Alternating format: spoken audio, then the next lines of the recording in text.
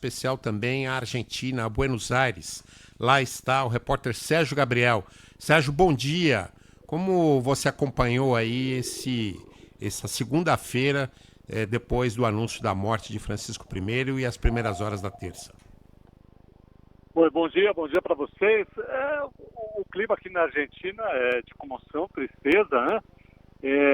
Várias missas aconteceram nas igrejas no país inteiro para se despedir do Papa, né?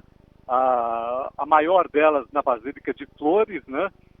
Flores é um bairro aqui na periferia de Buenos Aires, que é o bairro onde morava o Papa antes de se tornar Papa, né? Houve uma missa bem grande rezada pelo arcebispo de Buenos Aires, onde ele pediu basicamente que o exemplo do Papa seja replicado aqui na Argentina. Ele falou muito em unidade do país. A gente sabe que a Argentina hoje é um país muito fraturado, um país onde as paixões políticas dividem muito o país, então ele falou bastante de unidade. E à noite também houve uma singela homenagem aqui no Obelisco, foi projetada uma imagem do Papa, com uma das declarações dele, quando ele falou rezem por mim, né? São essas homenagens.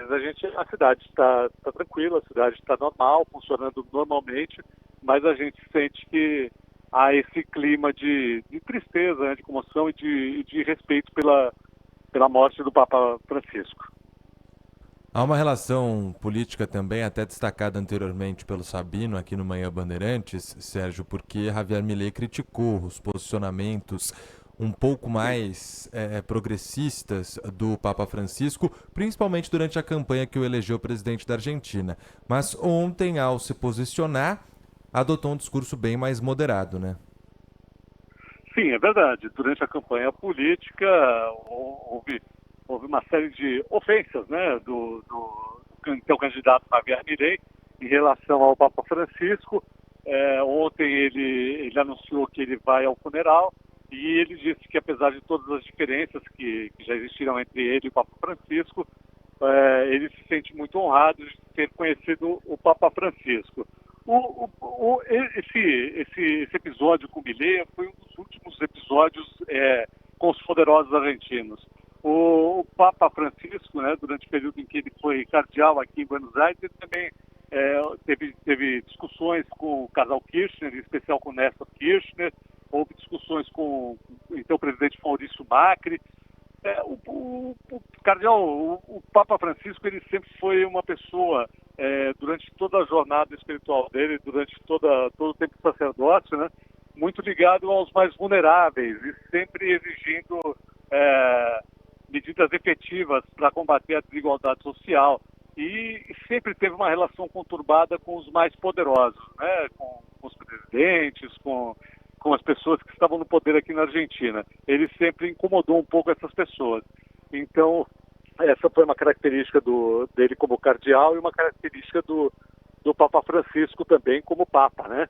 Então, esse episódio com Milei foi o episódio mais recente, né? Um episódio muito forte, inclusive, né? Onde Milei chamou o Papa dizendo que estava disseminando o comunismo. Mas o Papa é visto pelos conservadores como peronista enrustido, pelos peronistas ele é visto como um conservador. Então, na verdade, ele também tem essa posição de não se aliar a nenhum tipo de espectro político, mas principalmente fazer a defesa dos mais vulneráveis e dos mais pobres do país. Agora, Sérgio, o cardeal, antes mesmo de ser cardeal, o religioso Jorge Maria Bergoglio, ele era um homem de vida muito, muito simples aí em Buenos Aires, né? Vivendo junto às comunidades, frequentando lugares cheios de gente, supermercados, barbearias, enfim, e até estádios de futebol. Ele era um homem simples, né? Sim, ele é um argentino das ruas, eu costumo dizer, Sabino, um argentino das ruas. É um homem com paixões muito populares, né? Um devoto do tango, gostava de dançar tango, adorava futebol, torcedor fanático do São Lourenço de Almagro, que inclusive homenageou o Papa, e um homem muito simples, um homem que gostava de andar de classe econômica nos aviões, antes de se tornar Papa, um homem que ia a pé para o trabalho, uma pessoa que convivia com as pessoas da comunidade dele, lá no bairro de Flores. Então ele é muito querido pelas pessoas mais comuns, como eu falei com você. Não tanto pelos poderosos. Ele nunca gostou desse cerimonial que envolvia, tanto quando ele era cardeal e depois quando foi papa. Essa paixão do Papa Francisco pelo futebol e também por um clube em específico, o San Lorenzo, que diz, por coincidência ou não, no ano seguinte ao Papa Francisco ter se tornado Papa, San Lorenzo foi campeão da Libertadores pela primeira vez e entre as homenagens na Argentina para ele, uma delas é que o estádio do San Lorenzo pode ter, a partir do ano que vem, o nome do Papa Francisco eternizado, porque era uma relação e um vínculo muito forte, né, Sérgio, do Papa com o San Lorenzo. Ele guardava, inclusive, o cartão de associado do clube, né? Ele adorava futebol, ele sempre falava e entendia de futebol. E jogou na juventude de futebol, né?